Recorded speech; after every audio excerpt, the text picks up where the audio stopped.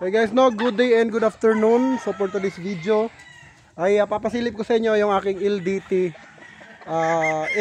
Gray, no? Pero ito ay acquired kay Roxy Jimenez. So yung broodcock na gamit ko ay kay Roxy Jimenez, no?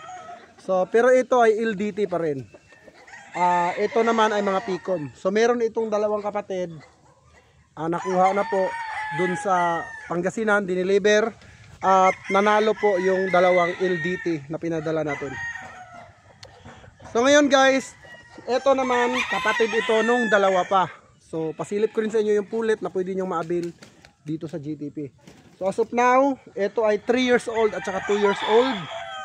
So napakaganda guys. Grabe yung palo nito, talagang mapapawaw ka talaga. So tara, let's go, silipin natin. So guys, ito actually ginawa ko na itong broodcock kasi ito po ay F1. Yung tatay naman ito nabili nung buyers natin kasi in-out ko na kasi magulang na. At meron pa tayong mga broodstag na mga LDT lines, no? So ito dahil 3 years old na siya, so pwede na siyang isabak sa exam. Guys, yung brother nito na pinadala ko sa Pangasinan ay nag-champion. Dalawang ganito ang itsura. So nag-champion po. LDT po ito. Expensive gray. So Picom yung inabil natin kay Roxy Jimenez kasi puro almost Picom yung ina-out niyang LDT. Then mapapansin mo naman talaga sa LDT guys, talagang maiksi lang yung katawan at mid to high station lang. 3 years old, napaka-accurate. Super pumalo. Kung super lang pag-uusapan, andito po sa kanya. And then sa edad naman guys, 3 years old, so hindi ka lugi. So pag pupunta ka ng sabungan ngayon, pinakamababa na po yung 2 years old na makakaharap ninyo.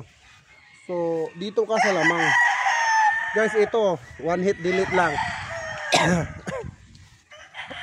Hindi lang nakapag-video yung ating kliyente kasi syempre may edad na rin at gusto lang bumawi, so hindi niya expected na mag-champion siya. So shoutout sa lahat ng mga buyers sa Pangasinan. Kung napanood nyo yung laban ng LDT Gray natin, Sunday yun nilaban, derby. So dito yun galing sa GTP. Okay, so dalawang kapatid nito, parehas panalo, parehas po konti lang ang sugat. Kaya ito, naisipan natin. Actually guys, marami akong ganito pero limited lang ako mag-out. Dahil more on raptor talaga yung ina-out natin. No? At saka marami tayong breeds. So ayan. Okay, ito yung 3 years old guys. No? Alam nyo guys, dito presyong pang masa pero yung palo talagang di ka mapapahiya, no? Sa sabungan. Baka tingalain ka pa. Di ba? So kung gusto mong bumawi, dito ka na sa GTP. Presyong pangmasa pero sa quality na napakaganda. So silipin natin yung utol niya pero mas matanda siya ng 1 year old. So tara, let's go. So guys, tignan nyo yung breeds natin. Tignan nyo guys. Diba yan yung isa, kita nyo nakahapo. Ito naman yung isa. Diba may pagkakaiba ba guys? Wala. So wala pong pagkakaiba. Ayan. Almost the same. Yan ang resulta ng street line, street breed, no? So gaya nga ng paulit-ulit yung sinasabi sa inyo, kung ano yung nakuha natin sa isang game farm, yun na po yung binibreeds natin. Hindi po natin hinahaluan yan, di ba? Kaya nga tayo kumuha sa isang sikat na breeder para ma-adapt natin yung mga manok nila. Tapos hahaluan mo lang, di ba? Well anyway, choice nyo naman yan. Pero ako dito sa GTP, gusto ko ang makuha din sa akin ng buyer is yung manok ng sikat, di ba? So ito, grabe, sobrang gwapo. 2 years old, so mid to high station lang din guys. Hindi po matataas ang LDT, mid to high station lang po. Kasi pag tinanong nyo sa LDT, kung gusto nyo na mataas, sasagutin kayo, basketball ba ang lalabanan nyo? Siyempre hindi. Saan ba tayo nananalo? Hindi dun sa mid to high station. Diba? Hindi tayo nananalo, bihira tayo manalo sa high station. Pero almost mid to high station ang napaka-accurate. It depends na lang yan kung saan ka hiyang. Diba? But this is LDT at napakababait pa nito. This is 2 years old. See, ayun yung kapatid.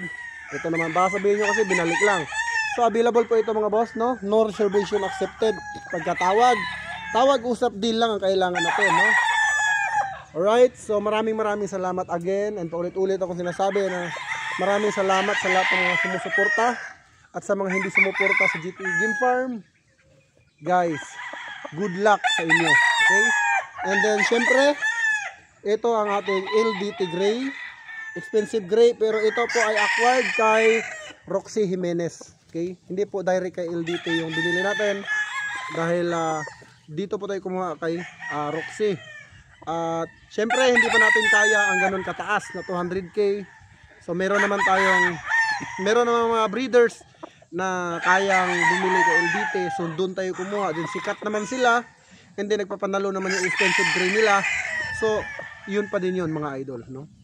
Laki ng tipid mo dito sa GTP. Diba? Kasi dito sa GTP, napakamura ng manok. Marami na po pumunta dito, marami nang sumubok. At talaga namang hindi sila nabigo pagdating sa palo ng ating mga manok. Siyempre, para sa mga OFW natin, lagi kayo mag-iingat mga boss. And siyempre, unahin nyo muna yung sarili nyo, no? Bago ang iba. Diba? Kasi walang ibang tutulong sa inyo dyan, hindi sarili nyo lang. Okay, walang iba. Kung masaya ka sa pagmamanok, suportahan mo yung passion mo para hindi ka tumanda. Kasi unang-una ang pagmamanok, nakakabata yan, diba? Napakagwapo talaga nito. So yun lang mga boss. At maraming salamat sa inyo lahat. God bless you all. Mabuhay ang bayang Sabongero.